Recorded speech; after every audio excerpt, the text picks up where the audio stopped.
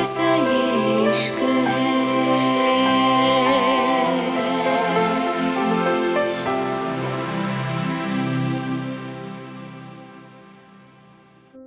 Sky island Aron गुस्से से सामने दीवार को घूर रहा था।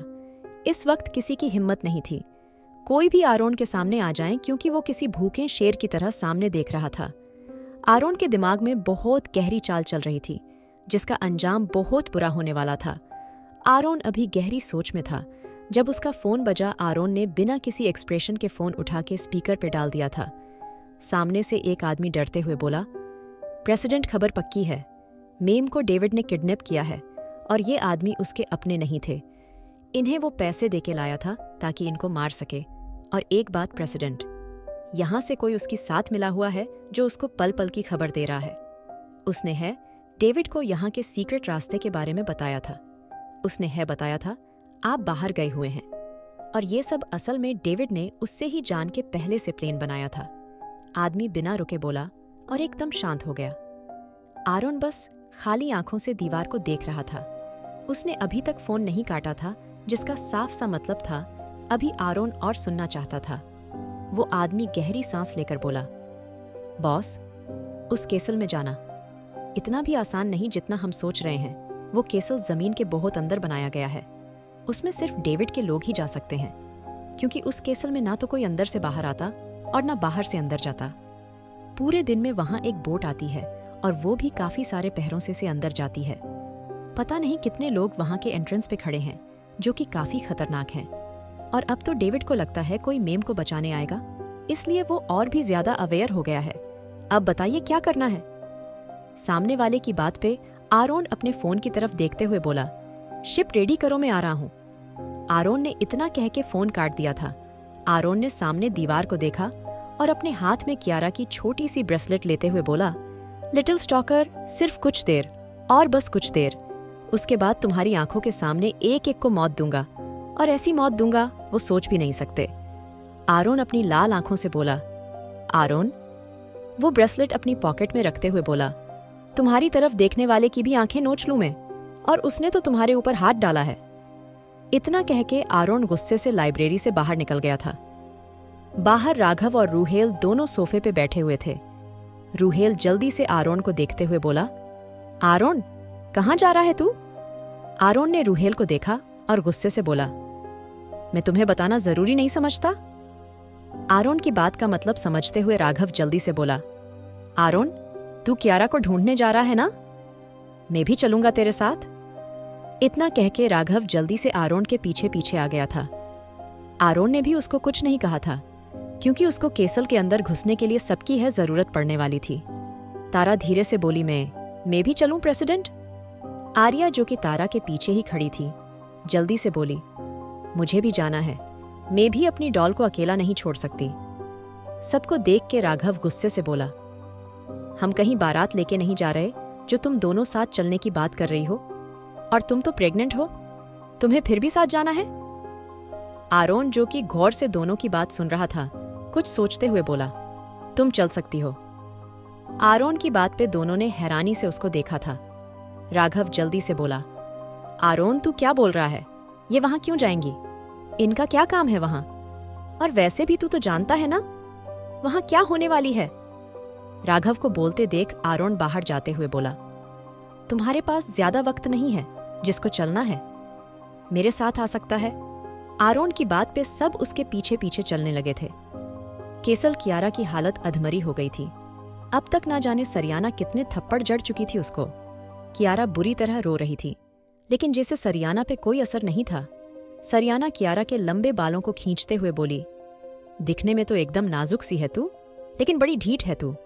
इतना पीट लिया मैंने तुझे, लेकिन तुझे चैन नहीं आ रहा? अरे, अब तक तो तेरी सांसों को तेरे जिस्म से अलग हो जाना चाहिए था, है ना? सरियाना की बात पे कियारा रोते हुए बोली, अगर मेरा आरोन यहां आया ना, मैं उससे तुम्हारी शिकायत करूंगी। तुम बहुत गंदी हो, बहुत ज्यादा गंदी हो, चाची से भी गंदी हो। कियारा रोते हुए बोली तो सरियाना ने एक थप्पड़ और उसको जड़ दिया था। सरियाना गुस्से से बोली, अच्छा मैं बुरी हूं? बुरी हूं मैं? अभी सरियाना कियारा को एक और थप्पड़ जड़ने वाली थी। जब बाहर से कोई आया था, सरियाना गुस्से से बोली, कौन है? सरियाना की आवाज पे एक सर्वेंट अपने हाथों में कुछ कपड़े लिए बोला, ये इनको पहना दो, बॉस का ऑन ऑर्डर है, और ये कपड़े पहन के इनको बॉस के कमरे में भिजवा दो। उस सर्वेंट ने इतना कह के एक और सर्वेंट को इशारा करा तो वो सर्वेंट सरियाना के सामने पानी रख के चला गया था। कियारा पानी को देख के जल्दी से बोली, पानी? मुझे प्यास लगी है, पानी दे दो प्लीज, कियारा सिसकती हुई बोली। तो जैसे सरियाना खुश हो गई थी, उसने जल्दी से पानी कियारा के आगे करा और मुस्कुरा के बोला, ओहो, पानी चाहिए तुम्हें, है ना? पानी चाहिए तुम्हें? अरे, मैं इतनी भी बुरी नहीं हूं जो पानी ना दूं। इतना कह के सरियाना ने झटके से पानी कियारा के मुंह पे फेंक दिया। अचानक ठंडा पानी कियारा के मुंह पे पड़ा था। कियारा एकदम चिल्लाई थी। सरियाना कियारा के मुंह पकड़ते हुए बोली, अभी से चीखे? अभी से? अरे, बहुत कुछ झेलना है तुम्हें, अभी बहुत कुछ। इतना कह के सरियाना ने कियारा के ऊपर कपड़े फेंक दिए थे। सरियाना गुस्से से बोली, जल्दी पहन इनको, बॉस से अब बर्दाश्त नहीं हो रहा। सरियाना की बात पे कियारा ने उन कपड़ों को देखा। वो अजीब सी ड्रेस थी। ऐसी ड्रेस तो उसने कहीं भी नहीं देखी थी। कितनी गंदी ड्रेस थी ये।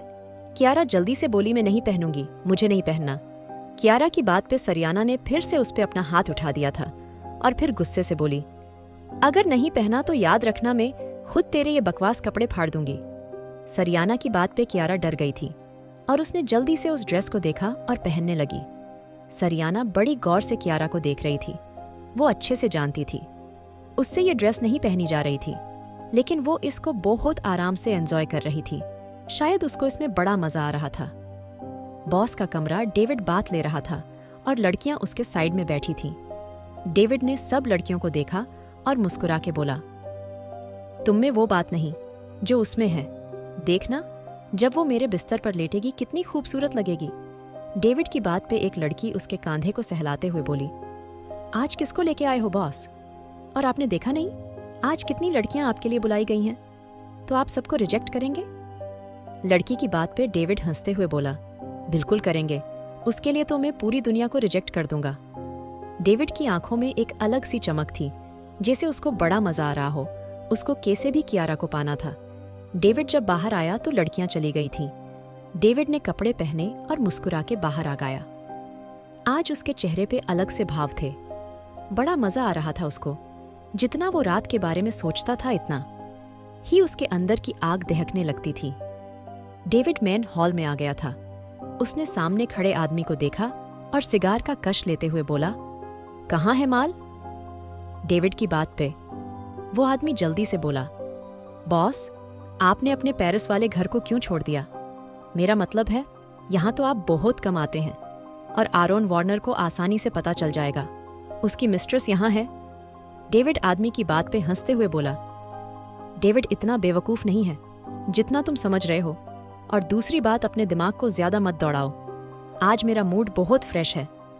इस केसल की सबसे खूबसूरत लड़की को बोलो मुझे एंटरटेन करे। डेविड की बात पे वो आदमी चला गया था। डेविड के इतना बोलते ही एक खूबसूरत लड़की छोटी सी ड्रेस पहने, जिसमें काफी सारे सितारे जगमगा रहे थे, डेविड के सामने आ गई थी। उसने अपने मुंह को सितारों से कवर किया हुआ था। लड़की ने डेविड के आगे आके डांस करना शुरू कर दिया था। उसके साथ और लड़कियां भी आके धुन पे थिरकने लगी थीं। लड़कियां डेविड के आगे आके डांस कर रही थीं। कोई उसके बराबर में थी तो कोई उसके ऊपर। एक लड़की डेविड की गोद में बैठकर उसके सीने को सहलाते हुए आगे की तरफ होके डांस करने लगी थी। फिर से सब लड़कियां एक ही लाइन में आके डांस करने लगी थीं, लेकिन डेविड का चेहरा देख के लग रहा था जैसे उसको इन सब में कोई इंटरेस्ट नहीं हो। लड़कियों ने अपना डांस खत्म करके डेविड को देखा तो डेविड शराब की बोतल मुंह से लगाते हुए बोला, लगता है तुम्हारी डांस क्लास अच्छी नहीं थी। ये डांस होता है? इसको डांस कहते हैं? अरे, जाके सीख के आओ डांस, जाओ दफा हो जाओ मेरे सामने से। इतना कह के फिर से डेविड ने अपना सर सोफे से टिका लिया था। वहीं दूसरी तरफ आरोन का शिप केसल में आ गया था। आरोन सामने देखते हुए बोला, जितना आसान तुम समझ रहे हो, ये इतना आसान नहीं है। यहाँ की सिक्योरिटी काफी टाइट है। राघव, जो ड्रेस मैंने बोला था वो तुम लाए हो? आरोन की बात पे राघव आरोन के आगे वो ड्रेस करते हुए बोला, आरोन, ये हमें पहननी है क्या? राघव की बात पे आरोन ने उसको गुस्से से घुरा था। राघव जल्दी से बोला, नहीं, मेरा मतलब है इस ड्रेस का क्या मतलब है? आरोन सामने देखते हुए बोला, अभी थोड़ी देर में पता चल जाएगा। डेविड ने बाहर से कुछ लड़कियां बुलाई हैं और उन लड़कियों के लाने के लिए कुछ लोग भी भेजे हैं, तो तुम ये ड्रेस पहनो और इन लड़कियों को बोलो ये भी चेंज कर लें। आरोन की बात पे राघव ने वो ड्रेस देखी जो कि वाइट गाउन था। राघव जल्दी से बोला, मतलब हमको शेख बनना पड़ेगी? नहीं, मेरा मतलब है बनना पड़ेगा। राघव की बात पे आरोन गुस्से से बोला, हमारे पास ज्यादा वक्त नहीं है, अपना दिमाग इन सब में मत चलाओ, जो बोला है वो करो। आरोन की बात सबने अपने अपना कपड़े बदल लिए थे। आरोन समंदर को देखते हुए बोला, तुम सामने से जाओ और मैं नीचे से जाऊंगा। बहुत चालाकी है ना? डेविड में आज उसकी ही चाल उस पे उल्टी पड़ेगी। इतना कह के आरोन समंदर में कूद गया था। केसल के अंदर समंदर का भी पानी जाता था, इसलिए आरोन ने जानबूझ के ये जगह चुनी थी, क्योंकि यहाँ से वो किसी की भी नजरों में नहीं आने वाला था। वहीं शिप पे आर्या और तारा ने वो ड्रेस पहन ली थी जो कि आरोन ने उनको थी। तारा और आर्या ने अपने मुंह को एक खूबसूरत से मास्क से कवर कर लिया था। वहीं राघव और रूहेल शेख वाली ड्रेस में बिल्कुल तैयार थे। राघव रूहेल को देखते हुए बोला, रूहेल साहब बताओ मैं कैसी लगती ना एकदम वाला हबीबी। राघव की बात पे रूहेल गुस्से से बोला, मजाक नहीं चल रहा इधर, अभी तो तूने रो रो के नदियां भर दी थी, अब तुझे मजाक सूझ रहा है? पता नहीं कियारा किस हालत में होगी। राघव सुकून से बोला, अभी तक मुझे भी यही फिक्र थी, लेकिन अब बिल्कुल नहीं। अब तो मुझे बेचारे डेविड की फिक्र हो रही है। कहाँ अपने केसल में सुकून की नींद सो रहा है और कहाँ आरोन नाम का शैतान उसकी जिंदगी तबाह करने आने वाला है। इतना कह के राघव ने दोनों लड़कियों को देखा जो उसको देख रही थी। राघव चिढ़ते हुए बोला, हबीबी कम टू दुबई, मेरा मतलब है कम टू केसल। राघव की बात पे दोनों ने अजीब नजरों से उसको देखा। अब उनका शिप एंट्रेस पे आ गया था। सामने खड़े गार्ड उनके शिप को देखते हुए गुस्से से बोले, कौन हो तुम और कहाँ चले आ रहे हो? उनकी बात पे राघव सामने आते हुए बोला, हबीबी मेरा नाम रोमन होती और इसका नाम सिरहान होती, हमें डेविड साहब बुलाती, हमारी मोहतरमा इधर डांस का प्रोग्राम करती। राघव ने अपनी बात पूरी करके रूहेल को देखा, जो कि उसकी एक्टिंग या फिर ओवरएक्टिंग को गौर से देख रहा था। रूहेल आर्या के कान में धीरे से बोला, मुझे इसकी एक्टिंग के 50 रुपए भी ज्यादा लगते हैं, मेरा मन कर रहा है इसकी एक्टिंग के 10 रुपए काट दूं। रूहेल की बात पे राघव जल्दी से बोली, शेख सिरहान तुम उधर काय को खड़ी होती? इनको बताओ हम कौन होती? राघव की बात पे रूहेल उसके करीब आके बोला, शेख रोमन तुम तो इनको सब पहले ही बता देती, अब मेरे बोलने का क्या ही मतलब रह जाती? रूहेल की बात पे तारा की हंसी छूट गई थी। गार्ड दोनों लड़कियों को देखते हुए बोला, ए हुस्न की परियों, तुम्हें क्या वहां खड़े होकर खी खी करने को बोला है? चलो बॉस ने बुलाया है तुम्हें। उन दोनों ने एक बार गार्ड को देखा और अपनी आंखों से इशारा करते हुए बोली, हमारा जहर ऐसा चढ़ता है हर कोई डूब जाता है, तो आप भी आइएगा हमारे प्रोग्राम में। तारा मुस्कुरा के बोली, तो रूहेल उसको खींचते हुए बोला, अब सारा नशा इधर ही दिखाओगी क्या? चलो चुपचाप, पता नहीं आरोन ने किस फ्लॉप मूवी के कैरेक्टर को मेरे साथ भेज दिया। इनकी एक्टिंग से तो पता नहीं, लेकिन ओवर एक्टिंग से जरूर हम पकड़े जाएंगे। रूहेल की बात पे राघव उसके गले में हाथ डालते हुए बोला, शेख सिरहान तुमको गुस्सा क्यों आती? गुस्सा सेहत के हानिकारक होती। राघव की बात पे रूहेल ने पीछे से जोरदार मुक्का राघव की कमर में जड़ा था। राघव उछलते हुए बोला, क्या यार रूहे, मेरा मतलब है क्या जनाब सिरहान आपके हाथ बहुत चलती? राघव की बात पे आर्या उसको घसीटते हुए बोली, चलिए वरना आरोन हमारा हलवा बना देती और खुद ही खा जाती। आर्या की बात पे सब अंदर चले गए थे क्योंकि उन्हें अंदर जाने की परमिशन मिल गई थी। लेकिन तभी एक आदमी उनके रोकते हुए गुस्से से बोला, कहाँ चले जा रहे हो? क्या ढूंढ पाएगा आरोन कियारा को? हमारे शेख और हसीनाएं हो पाएंगे? कामयाब आपके मकसद में या फिर होगा कुछ और? जानने के लिए सुनिए the devil seduction innocence fall.